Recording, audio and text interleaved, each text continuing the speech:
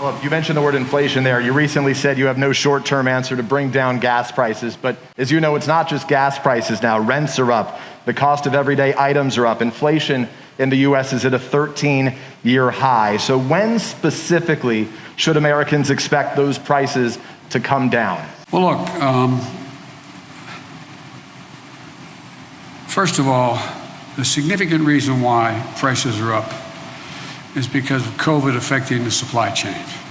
I mean, I know you, I'm not trying to be instructive. I know you know this, number one. Number two, if you take a look at, gas prices and you take a look at oil prices, that is a consequence of, thus far, the refusal of Russia or the OPEC nations to pump more oil. And we'll see what happens on that score sooner than later. Number three, I think if you take a look at what we're talking about, you look to this coming Thanksgiving. We're in a situation where we find that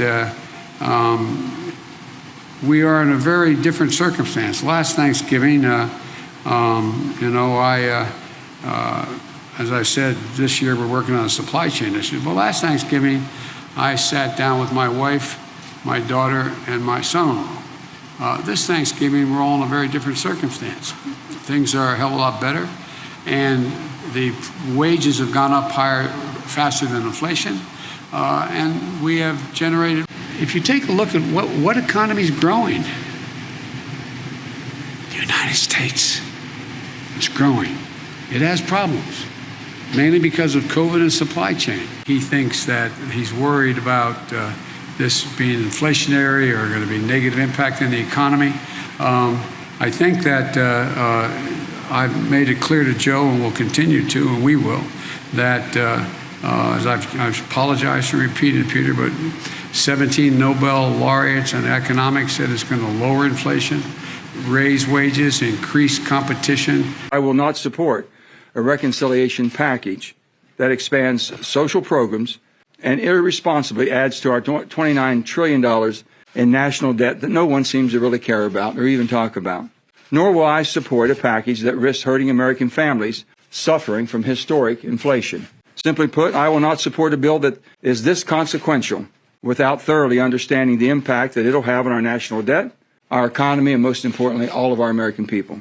It's time our elected leaders in Washington, all of us, stop playing games with the needs of the American people and holding a critical infrastructure bill hostage. While there's opportunity in the reconciliation bill that we can all agree on, and we've been talking about this for months. Again, to be clear, I will not support the reconciliation legislation without knowing how the bill will impact our debt and our economy and our country. And we won't know that until we work through the text and pass the bipartisan infrastructure bill. It's bipartisan, 69 votes. We worked on that for many, many months. As I've said before, holding that bill hostage is not going to work to get my support of what you want. Nancy, CBS. I think you had your hand up. I'm sorry. Did you? Yep. Thank you very much, Mr. President. Jen Epstein, Wall Street Journal. Excuse me.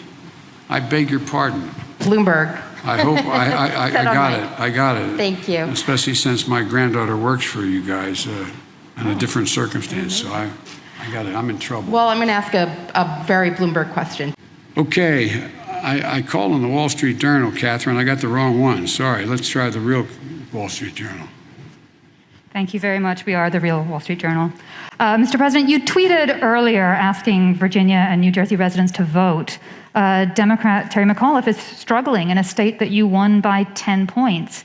Do you see his problems as a rebuke of your presidency? And could this signal your real losses for Democrats in the midterms? We're going to win. I think we're going to win in Virginia. And you're reporting it being close.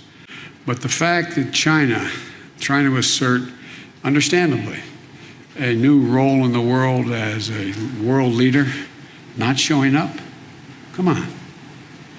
The single most important thing that's gotten the attention of the world is climate. Everywhere. from Iceland to Australia to, I mean, it just is a gigantic issue. And they've walked away. How do you do that and claim to be able to have any leadership mantle? The same with Putin and Russia. His tundra is burning. He's in literally the tundra is burning. He has serious climate problems. And he is mum on the willingness to do anything. And so I genuinely believe, and I mean this from the bottom of my heart, when I said at COP7, at the G7, that America was back, people wondered is that really true? Well, we were able to change the dynamic of a lot of things coming out of the G7. I think what I'm about to say sounds awfully self-serving. 2 world leaders came up to me today and said, thank you for your leadership. So things are changing. We just have the right stewardship and enough sense as world leaders to get it right. So thank you all so very much. Appreciate it.